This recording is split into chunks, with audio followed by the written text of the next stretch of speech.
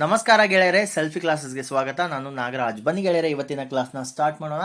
ಗೆಳೆಯರೆ, ಇವತ್ತಿನ ಕ್ಲಾಸ್ನ ಸ್ಟಾರ್ಟ್ ಮಾಡೋದಕ್ಕಿಂತ ಮುಂಚೆ ಇನ್ನೂ ಯಾರ್ಯಾರು ನಮ್ಮ ಚಾನಲ್ನ ಸಬ್ಸ್ಕ್ರೈಬ್ ಮಾಡಿಲ್ಲ, ಲೈಕ್ ಮಾಡಿ, ಶೇರ್ ಮಾಡಿ, ಸಬ್ಸ್ಕ್ರೈಬ್ ಮಾಡೋದನ್ನ ಮರಿಬೇಡಿ. ಬೆಲ್ ಬಟನ್ನ ಒತ್ತಿ ಗೆಳೆಯರೆ, ಯಾಕಂದರೆ ನಾವು ಅಪ್ಲೋಡ್ ಮಾಡುವಂಥ ವಿಡಿಯೋಗಳ ನೋಟಿಫಿಕೇಶನ್ ತಮಗೆ ಬರ್ತಾ ಇರುತ್ತೆ. ಅದೇ ರೀತಿ ಈ ಹಿಂದೆ ಕೂಡ ವಿಡಿಯೋಗಳನ್ನು ಅಪ್ಲೋಡ್ ಮಾಡಿದ್ದೀವಿ. ಅಪ್ಲೋಡ್ ಮಾಡಿರೋ ವಿಡಿಯೋಗಳ ಲಿಂಕ್ಗಳನ್ನು ಕೆಳಗಡೆ ಡಿಸ್ಕ್ರಿಪ್ಷನ್ ಬಾಕ್ಸಲ್ಲಿ ಕೊಟ್ಟಿದ್ದೀನಿ, ನೋಡಿ ಚೆಕ್ ಮಾಡ್ಕೊಳ್ಳಿ. ಬನ್ನಿ ಹಾಗಾದರೆ ಸ್ಟಾರ್ಟ್ ಮಾಡೋಣ. ಗೆಳೆಯರೆ, ಸೈಯದ್ ಸಂತತಿ ಕ್ರಿಸ್ತಶಕ 1414ರಿಂದ 1451ರವರೆಗೆ ಇವರು ಆಳ್ವಿಕೆಯನ್ನು ನಡೆಸಿದ್ರು. ಲೂದಿ ಸಂತತಿ ಕ್ರಿಸ್ತಶಕ 1451ರಿಂದ 1526ರವರೆಗೆ ಇವರು ಆಳ್ವಿಕೆಯನ್ನು ನಡೆಸ್ತಾರೆ. ಸೈಯದ್ ಸಂತತಿ ಒಟ್ಟು 37 ವರ್ಷಗಳ ಆಳ್ವಿಕೆಯನ್ನು ದೆಹಲಿಯಲ್ಲಿ ಆಳ್ವಿಕೆಯನ್ನು ನಡೆಸುತ್ತೆ. ಅದೇ ರೀತಿ ಲೋಧಿ ಸಂತತಿ ಸುಮಾರು 75 ವರ್ಷಗಳವರೆಗೆ ದೆಹಲಿ ಸುಲ್ತಾನರಾಗಿ ಆಳ್ವಿಕೆಯನ್ನು ನಡೆಸ್ತಾರೆ. ಇವರು ದೆಹಲಿ ಸುಲ್ತಾನರ ಸಂತತಿಗಳಲ್ಲಿ 4 ಮತ್ತು 5ನೇ ಸ್ಥಾನದಲ್ಲಿ ಬರ್ತಾರೆ ಗೆಳೆಯರೆ. ಮೊದಲಿಗೆ ಗುಲಾಮಿ ಸಂತತಿ ಬರುತ್ತೆ, ಎರಡನೇದಾಗಿ ಖಿಲ್ಜಿ ಸಂತತಿ, ಮೂರನೇದಾಗಿ ತುಘಲಕ್ ಸಂತತಿ, ನಾಲ್ಕನೇದು ಸೈಯದ್ ಸಂತತಿ, ಐದನೇದು ಲೋಧಿ ಸಂತತಿ. ಬನ್ನಿ ಹಾಗಾದರೆ ನೋಡೋಣ ಗೆಳೆಯರೆ. ಸೈಯದ್ ಸಂತತಿಯ ಸ್ಥಾಪಕ ಖಿಜರ್ ಖಾನ್. ಸೈಯದ್ ಸಂತತಿಯ ಸ್ಥಾಪಕ ಬಂದ್ಬಿಟ್ಟು ಖಿಜರ್ ಖಾನ್. ನೆಕ್ಸ್ಟ್ ನಾವು ನೋಡ್ತಾ ಇರೋದು ಸೈಯದ್ ಸಂತತಿಯ ಸ್ಥಾಪಕ ಖಿಜರ್ ಖಾನ್. ಕ್ರಿಸ್ತಶಕ 1414ರಿಂದ 1451ರವರೆಗೆ ಸೈಯದ್ ಸಂತತಿ ದೆಹಲಿಯಲ್ಲಿ ಆಳ್ವಿಕೆ ನಡೆಸಿದೆ. ಸುಮಾರು 37 ವರ್ಷಗಳ ಕಾಲ ಇವರು ದೆಹಲಿಯಲ್ಲಿ ಆಳ್ವಿಕೆಯನ್ನು ನಡೆಸ್ತಾರೆ ಗೆರೆ. ಯಾರು? ಸೈಯದ್ ಸಂತತಿಯವರು. ಇದರ ನಂತರ ಬರುವಂಥವ್ರು ಯಾರು? ಲೋಧಿ ಸಂತತಿ ಬರುತ್ತೆ. ಕ್ರಿಸ್ತಶಕ 1451ರಿಂದ 1526ರವರೆಗೆ ಇವರು ಆಳ್ವಿಕೆಯನ್ನು ಮಾಡ್ತಾರೆ. ಲೋಧಿ ಸಂತತಿಯ ಸ್ಥಾಪಕ ಬಹಲೋಲ್ ಲೋಧಿ. ನೆನ್ಪಿಟ್ಕೊಳ್ಳಿ, ಇಟ್ಸ್ ಅ ವೆರಿ ಇಂಪಾರ್ಟೆಂಟ್.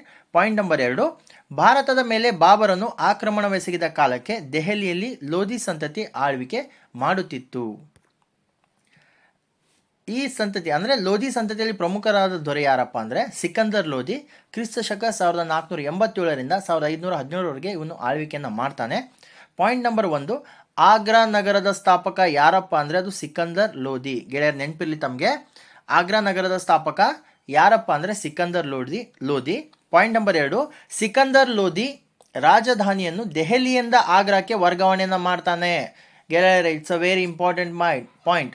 ಸ್ಪರ್ಧಾತ್ಮಕ ಪರೀಕ್ಷೆಗಳಲ್ಲಿ ಈ ಪಾಯಿಂಟನ್ನು ಕೇಳಿದ್ದಾರೆ. ಸಿಕಂದರ್ ಲೋಧಿ ರಾಜಧಾನಿಯನ್ನು ದೆಹಲಿಯಿಂದ ಆಗ್ರಾಕ್ಕೆ ವರ್ಗಾಯಿಸಿದ ಯಾವ ರಾಜ? ದೆಹಲಿಯ ಸುಲ್ತಾನರ ಯಾವ ರಾಜ ರಾಜಧಾನಿಯನ್ನು ದೆಹಲಿಯಿಂದ ಆಗ್ರಾಕ್ಕೆ ವರ್ಗಾಯಿಸಿದಂದರೆ ಅದು ಸಿಕಂದರ್ ಲೋಧಿ. ಪಾಯಿಂಟ್ ನಂಬರ್ 3, ಸಿಕಂದರ್ ಲೋಧಿ ಜಾರಿಗೆ ತಂದ ಭೂಮಾಪನ ವ್ಯವಸ್ಥೆ ಯಾವುದಪ್ಪ ಅಂದರೆ ಗಜ್ ಇ ಸಿಕಂದರಿ.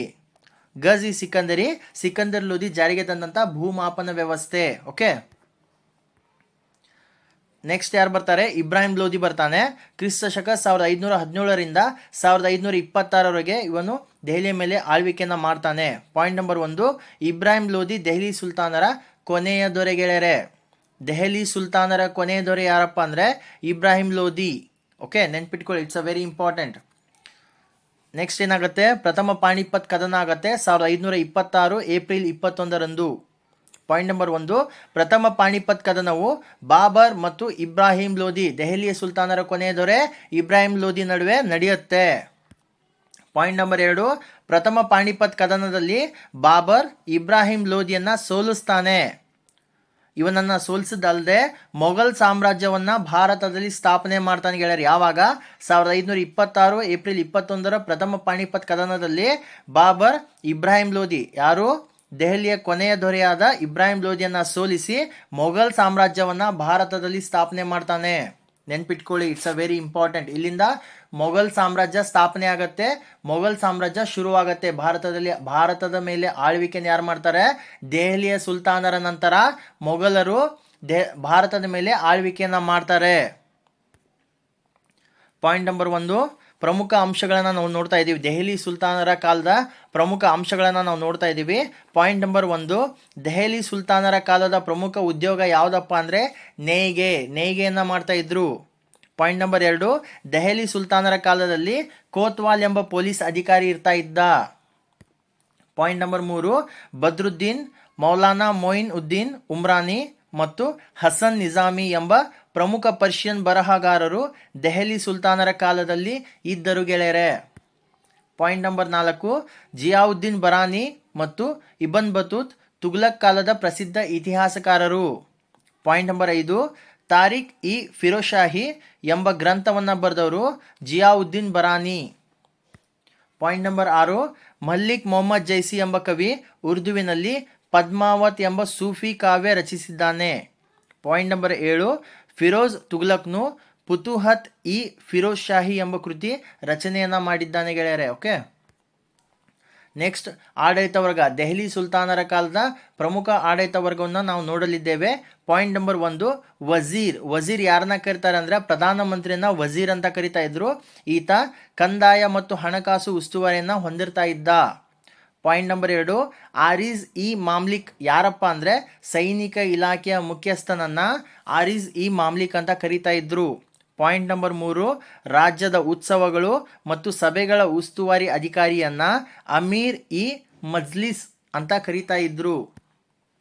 ಪಾಯಿಂಟ್ ನಂಬರ್ 4, ರಾಜ್ಯ ಸಮಾಚಾರಗಳ ಮುಖ್ಯ ಪ್ರತಿನಿಧಿಯನ್ನ ಬರೀದ್ ಇ ಮುಮಾಲಿಕ್ ಅಂತ ಕರಿತಾ ಇದ್ರು. ಪಾಯಿಂಟ್ ನಂಬರ್ 5, ರಾಜನ ಪತ್ರ ವ್ಯವಹಾರದ ಮುಖ್ಯಸ್ಥನನ್ನ ದಬೀರ್ ಇ ಮುಮಾಲಿಕ್ ಅಂತ ಕರಿತಾ ಇದ್ರು. ಪಾಯಿಂಟ್ ನಂಬರ್ 6, ಸದರ್ ಉಸ್ ಸದರ್ ಅಂದರೆ ಧಾರ್ಮಿಕ ವಿಷಯಗಳು ಮತ್ತು ದತ್ತಿಗಳ ನಿರ್ವಾಹಕನನ್ನ ಸದರ್ ಉಸ್ ಸದರ್ ಅಂತ ಕರಿತಾ ಇದ್ರು ಗೆಳೆಯರೆ. ಓಕೆ, ನೆಕ್ಸ್ಟ್ ಕ್ಲಾಸನ್ನು ನಾವು ಮೊಘಲರ ಬಗ್ಗೆ ನೆಕ್ಸ್ಟ್ ಕ್ಲಾಸನ್ನು ನಾವು ಮಾಡೋಣ ಗೆಳೆಯರೆ. ನಮ್ಮ ವಿಡಿಯೋಗಳು ತಮಗೆ ಇಷ್ಟವಾದಲ್ಲಿ ಲೈಕ್ ಮಾಡಿ, ಶೇರ್ ಮಾಡಿ, ಸಬ್ಸ್ಕ್ರೈಬ್ ಮಾಡೋದನ್ನ ಮರಿಬೇಡಿ. ಬೆಲ್ ಬಟನ್ನ ಒತ್ತಿ ಗೆಳೆಯರೆ, ಯಾಕಂದರೆ ನಾವು ಅಪ್ಲೋಡ್ ಮಾಡುವಂಥ ವಿಡಿಯೋಗಳ ನೋಟಿಫಿಕೇಶನ್ ತಮಗೆ ಬರ್ತಾ ಇರುತ್ತೆ.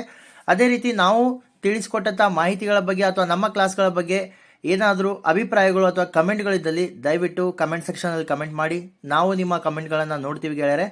ಮತ್ತೆ ನಾವು ಮುಂದಿನ ಕ್ಲಾಸಲ್ಲಿ ಭೇಟಿಯಾಗೋಣ. ಧನ್ಯವಾದಗಳು ಗೆಳೆಯರೆ.